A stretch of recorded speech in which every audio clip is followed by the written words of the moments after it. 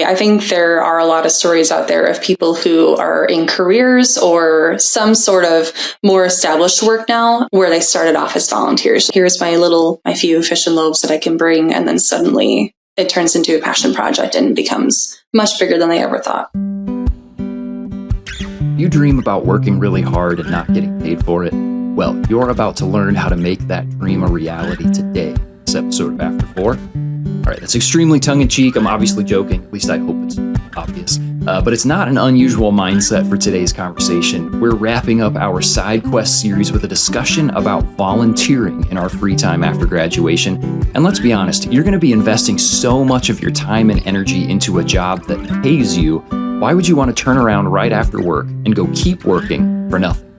Well, our guest would suggest that her experiences with volunteering weren't for nothing. They were an opportunity to reconnect with something that she cared deeply about, something that totally transformed her life years before. It was an opportunity to invest in others and to be invested in. Her volunteer hours gave her new perspective and even resulted in pivoting her professional life in a totally unexpected direction. Turns out the compensation she received was something invaluable, a renewed sense of calling. Let's jump in and get introduced to our guest, Amy. She's an InterVarsity alumna and a former elementary school teacher whose life was changed by her volunteering side quest after graduation. Welcome to After 4, your podcast for navigating life after graduation. I'm your host and guide, John Steele, and this one's for you. Amy, welcome to the podcast. Thank you, John. Excited to be here. Oh, so glad to have you. We've been talking for a while about doing this conversation, and so I'm looking forward to hanging out together for this. Amy, you're joining us. You're actually helping us close off this series that we have been doing for the last few weeks here, our Side Quests series. We're talking about what is it that we're doing to how is it that we're spending our free time. We're talking about volunteering today as a part of as an option that we would invite alumni to consider as like, hey, what does it look like to incorporate this into your life after graduation?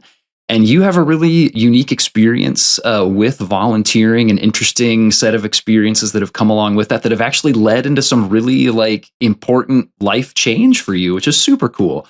And so I'm wondering, Amy, can you just start us off by telling a little bit of that story for us? You know, what has your own experience with volunteering in your free time been like after graduation? And maybe speaking a little bit to, big picture, how it's been a meaningful part of that season of your life too. My first year out of school, I was an elementary education major and I didn't jump into a job right away that year. So I was subbing in the area and I had quite a bit of capacity in free time. So I was able to just kind of spread, just cast the net wide and see kind of where things led. So I was volunteering in my church with some kids and youth programs. I dabbled a little bit in the music stuff, which is really funny because do not ask me to do that now. But I dabbled a little bit. It's a good time to dabble. I also volunteered at the Humane Society. I adore dogs and I was able to be a dog walker for a season with them. And I just loved that. And then I also helped out at an overnight warming shelter that was opening in town as well for the homeless community. And being in Minnesota in the winter, it was really special to just be available for that. Again, with the flexibility of my stage of life, I was able to do that. So dabble a lot my first year out of college. And then once I started my first year teaching, and my master's degree, my time shrunk tremendously, right? So volunteering is going to ebb and flow a lot depending on the season of life that you're in. Yeah. And so I pared down to just helping out at my church. And then once I finished my master's degree, I started to ask the Lord, okay, what do I do with my time? I have all this time now. That's cool. And what do I do with that? But our staff, who was Lynn Bennett at the time, she started on staff when I was a student here at Winona State. And she had asked me a couple times if I would come back and volunteer while I was in the midst of my master's program and first years of teaching. And I was like, I just can't. And that was wise. That was a good, wise no at that season. That's good. But she was lovingly and respectfully persistent. And so when I was asking, when I had all this extra space, it was, I believe, 2021, I started to ask those questions. And some different InterVarsity resources were kind of entering back into my life. And I started to remember how special of a time those years were for me as a student. And when I'd graduated, I was like, I'm done. That was for college. Bye, university. Right. Cool. Which like totally inaccurate perspective. Now that I say that, like I had the same perspective. I had the same perspective and here we are. Yep. Right. Exactly. Alumni department. So, yeah, I mean, I went back to Lynn and I was like, hey, I'd love to have a conversation with you about volunteering. And she was like, that's hilarious because in this meeting, I was going to ask you again if you would consider volunteering. So awesome. The timing was super sweet. And yeah, so I was volunteering with the chapter, which was, very small at the time. And so it was basically like showing up once a week for Bible study and eating their snacks with them. And I was like, I mean, this is great, like super accessible if you need, right. I was like, I can do this. And just coming back into the InterVarsity jargon, right? Like the way that we approach scripture and the way that we approach the Lord.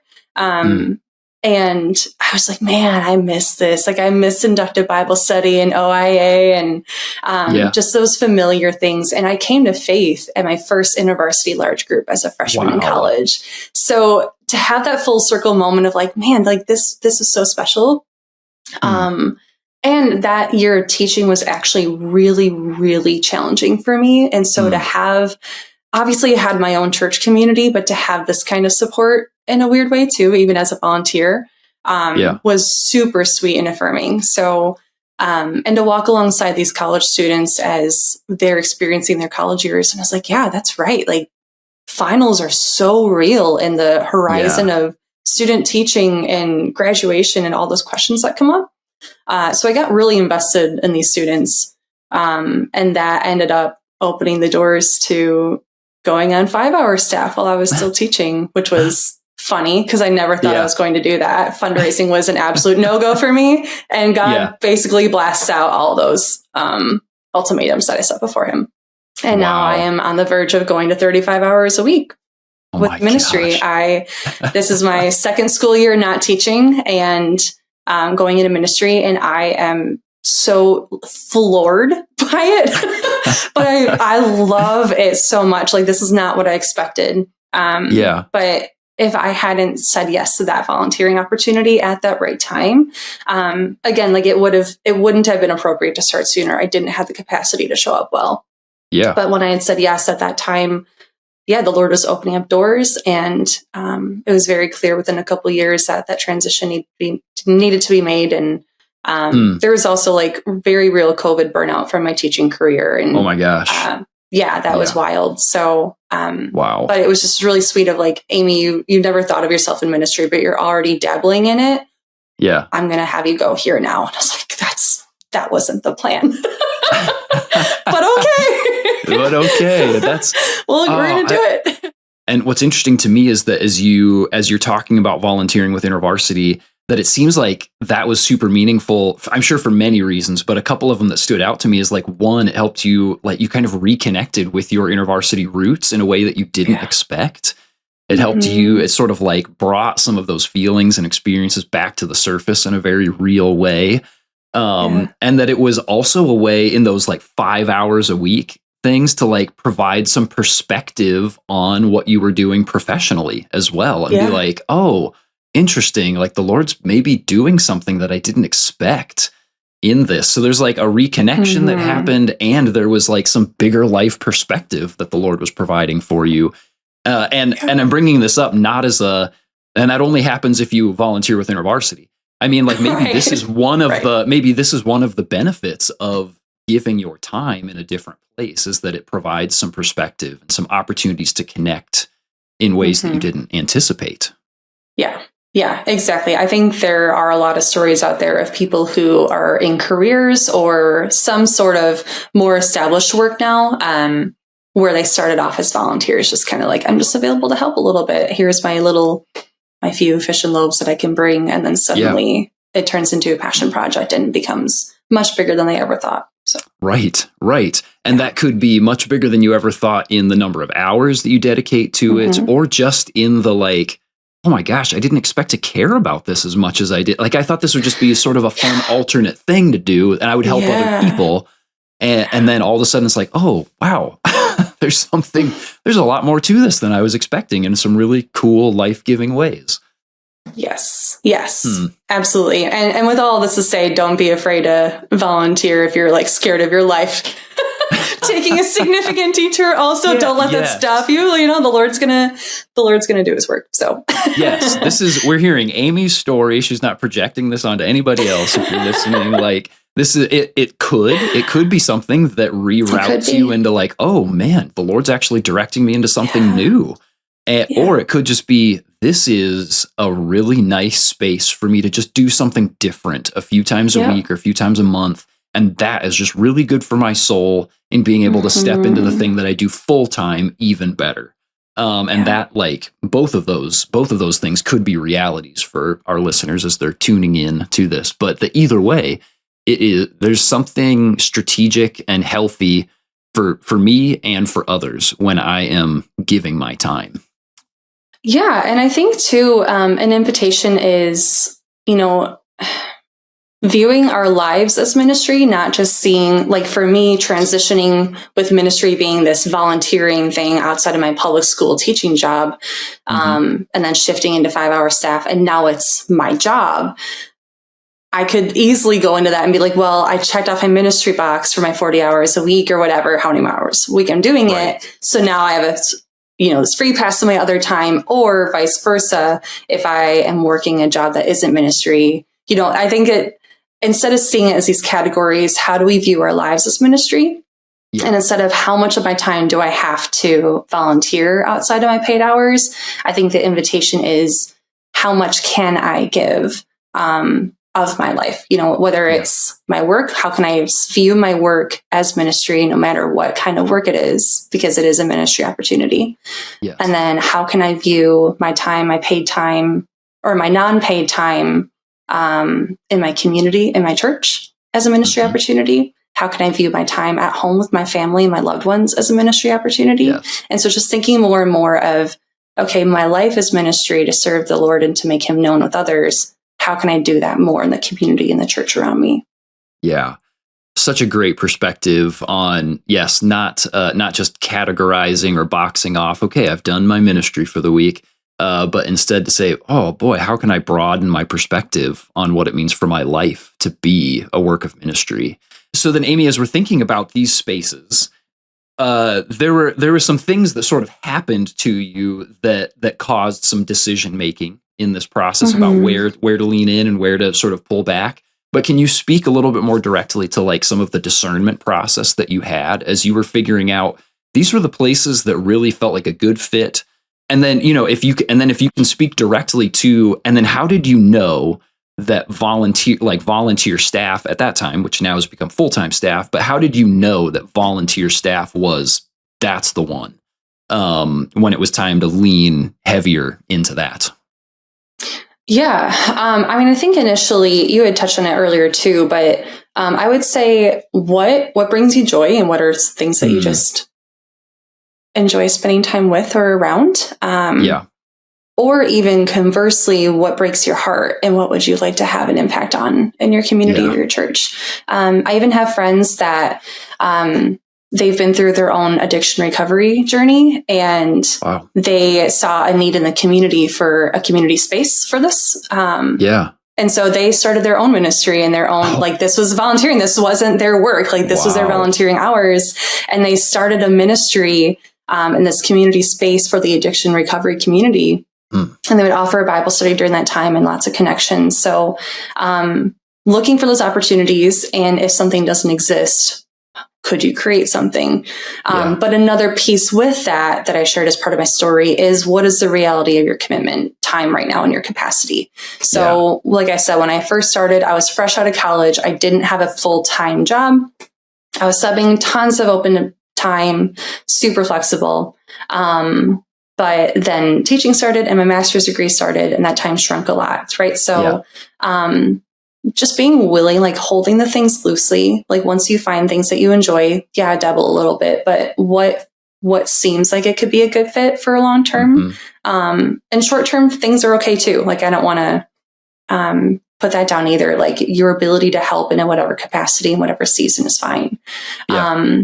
But I'm even thinking of like my friends with young families, like young kids, and they're juggling spouses and homes and pets of their own. Like I don't have those things, right? Like it's just me currently, and my capacity looks different with each season. Yeah. So I do have a full-time job now, or a combination. I work another part-time job too. So full-time hours, and there are some other things that I'm volunteering with now too. I have a couple kids programs that I help out with, after school programs. Nice. And my former school that I taught at has a 5K that they run every year. And so I like coordinate all the volunteers for that. But all that to say, you know, like I have capacity again, but it looks different.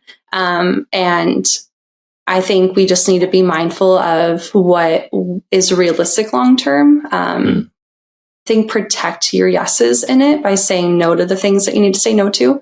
So I think it's okay to just cast the net wide in a certain season and dabble a little bit, especially right out of college, like explore a little bit.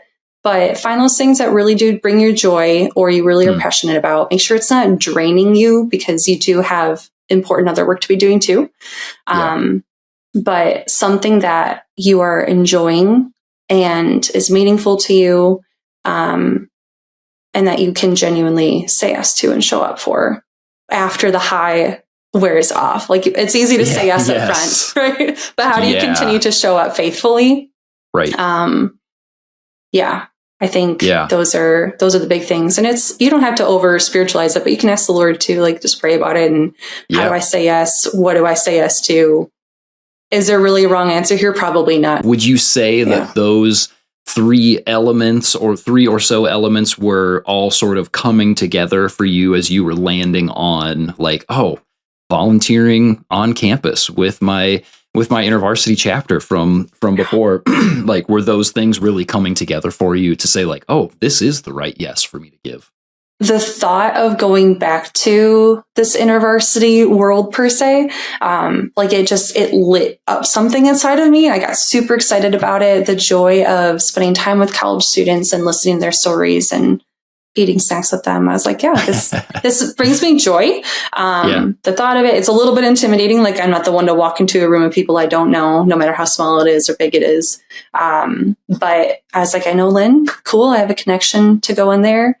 And then, I think that became such a huge support, like I said, throughout that next year of teaching, that like it actually like fed back into me. And I don't think that's something we go into volunteering hoping for, but be open to it being a blessing to you back. And I think that just reaffirmed that this was something that the Lord was really stirring in my heart. Can you just speak briefly to the power of the difference of like financially supporting the thing versus doing the thing? And that may not always be the case. Like, please people, like, give financially, places do that. Because we can't do all the things, but we might have money to support doing the thing that we can't get to ourselves.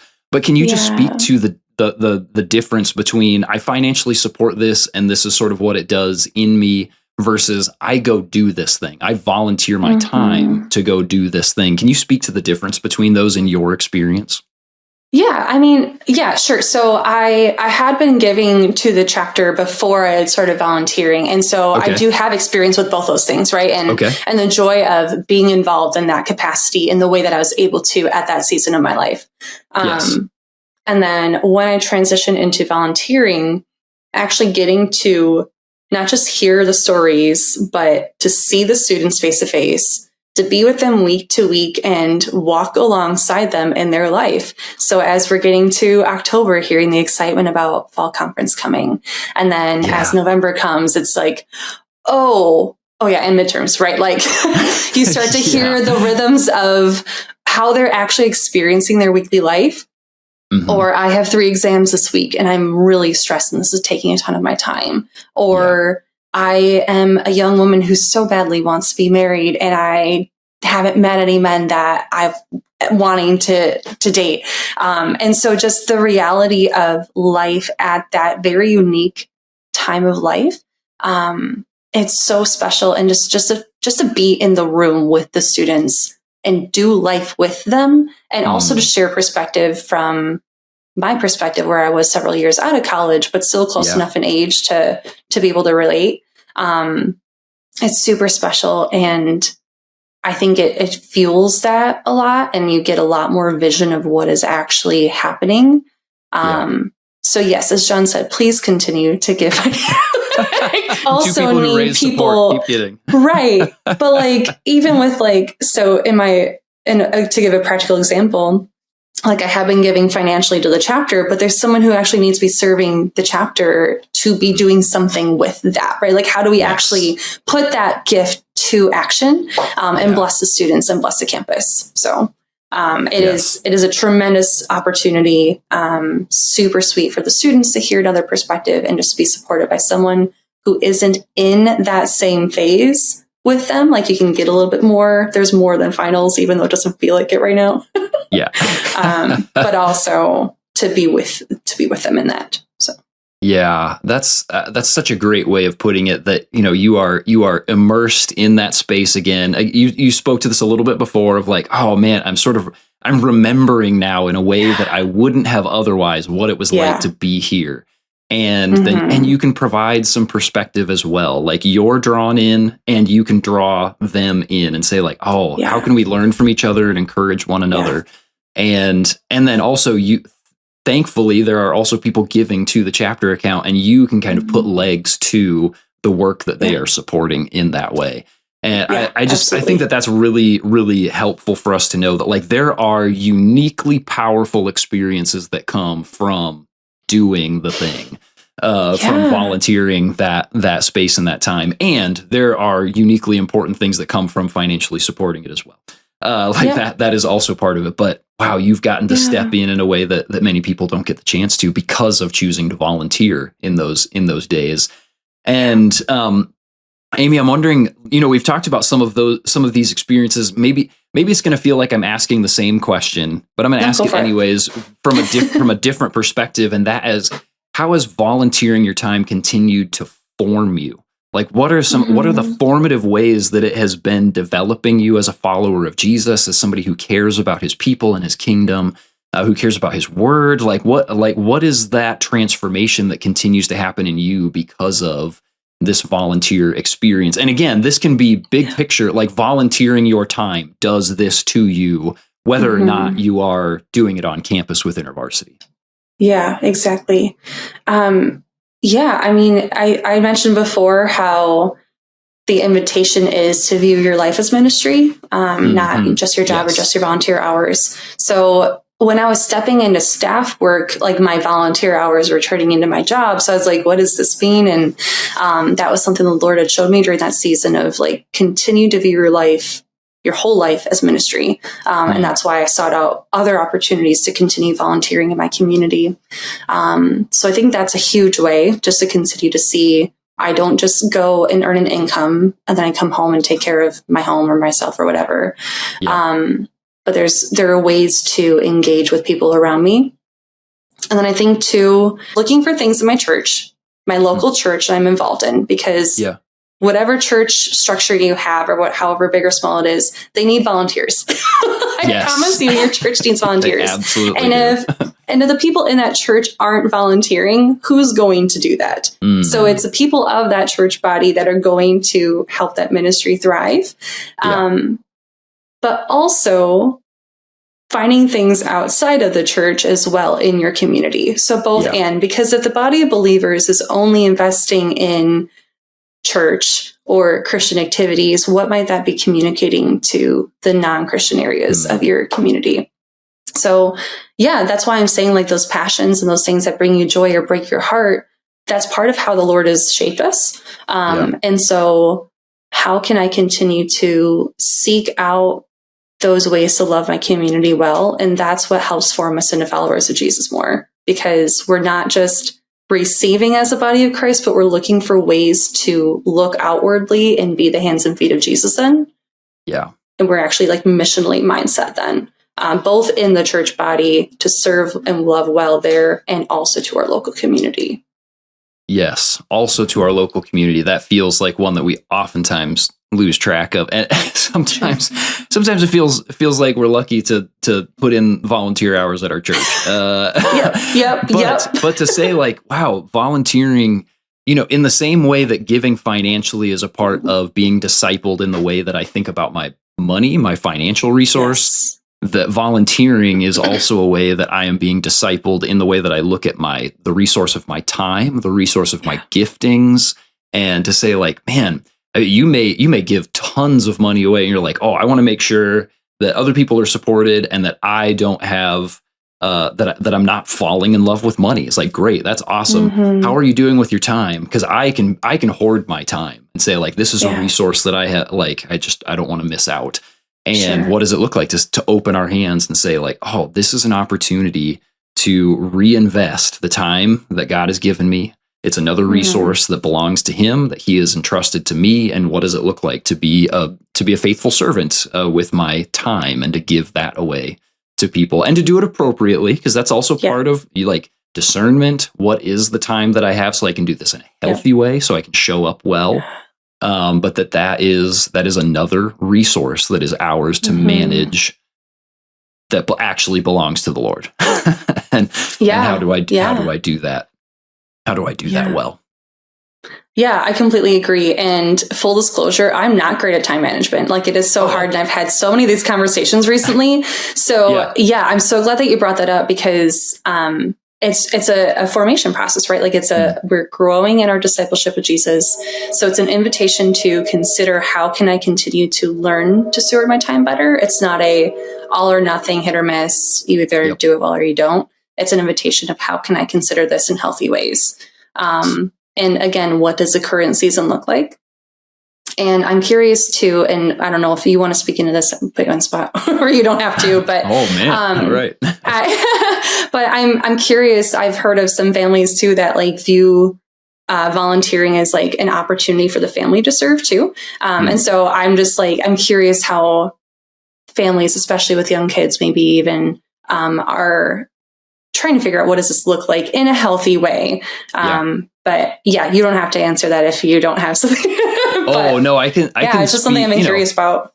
That's also a reality, especially as your kids grow. And like, it's one thing when you have a small kid that you can hold and like, hey, we're going to go do this thing together, and they don't really fight you because you're holding them.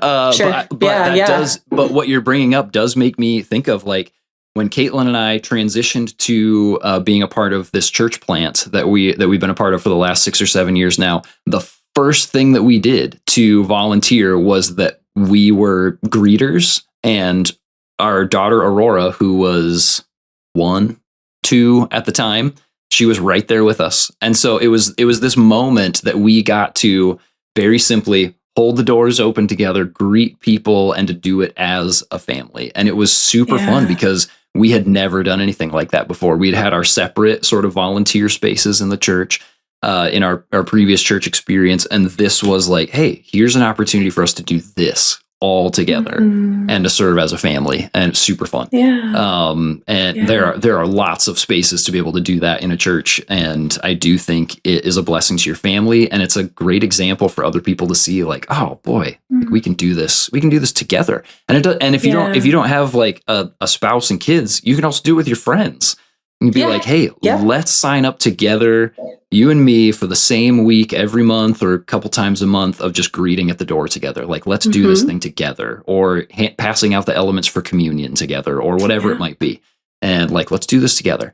And so there is definitely a communal opportunity for being able to do that and to share time with other people, which is such a great thought. I'm glad that that's something that you brought to us, Amy, for sure.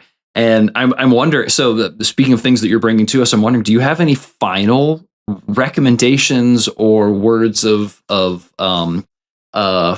encouragement? Why can I not think of the word encouragement? Final words of encouragement that you might give to our young alumni as they are thinking about, how should I be spending my time after graduation when I'm not at work? Yeah. Again, I just want to drill home that concept of like, let it be something that you actually enjoy. No one wants a cranky volunteer to be showing up, right? No, please. So find things, right, genuinely things that you enjoy, and don't underestimate the gifts that you do have that you bring, and look for opportunities if they don't exist. So if you are good with like building and maintenance things, like ask your church if there's something that you could help out with. If you're good with tech, see if there's a way that you can help out. If you're good with admin things, see if there's a way you can help out in the office. As a person, like I'm happy to volunteer. I have a hard time receiving volunteers. So people like people asking me, how can I help you? I'm like, I love that question. I love you're asking. I don't know. So if you are looking for ways to get involved, maybe just like be mindful of like, this is how much time I could have to give to this. So you could offer yourself to somebody and say, hey, here are some skills I have. Here's the time I have. Is there a way that I could help out here in this capacity? Yeah. Because I think that would be a super huge blessing. You're already thinking about how could I bring this to this space? And then again, just like let your yes be yes. Be mindful of your capacity in that season. And that might be saying no to some other things, and that's okay too. So that's a lot of final words, but it's a joy. It's a fun experience to kind of experiment with throughout different seasons of your life. So let it ebb and flow.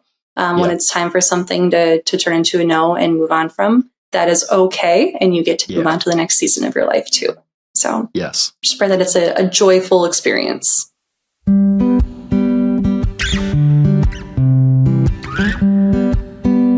Alumni, there are so many opportunities and so many different ways to volunteer your time after graduation. And whether that's on campus with InterVarsity like Amy did, or in your church, or in a local community organization, that space is an opportunity to represent Jesus and to carry out his kingdom work. It just is. And it's an opportunity to do it in a way that is totally unique to the way that God has gifted you. So as you think about volunteering, what are your passions? What are your giftings? What are the realities of the time that you have to offer? And what are the opportunities at hand? And how do you sense the Lord leading you into those? Maybe it won't result in a career change. In fact, for the vast majority of you listening, it probably won't. But I promise that it will result in a meaningful opportunity to invest your side questing time in God's kingdom. Alumni, after graduation, it's a common experience to feel like you suddenly have an abundance of time. I promise that one way or another, that time is going to be filled. So as you think about the side quests that are available to you after graduation, how will you choose to fill that free time? However that happens, I hope that this series has helped inspire you to do it with purpose. Amy, thank you so much for joining us this week and for the investment that you've made in your InterVarsity chapter, both as a volunteer and now as a full-time campus staff minister. Alumni, we're taking a 2-week break before our next series, so come back in early September for our next set of conversations around the unwritten rules of adulthood. Until then, consider sharing this episode with someone who needs to hear it. I will see you in the afterglow. Thanks for listening to After 4. This podcast is brought to you by the InterVarsity Alumni Relations Team, hosted and produced by John Steele, production assistance by Mike Zentera, edited by Caleb Leppert, and our After 4 theme music was written and performed by John Steele.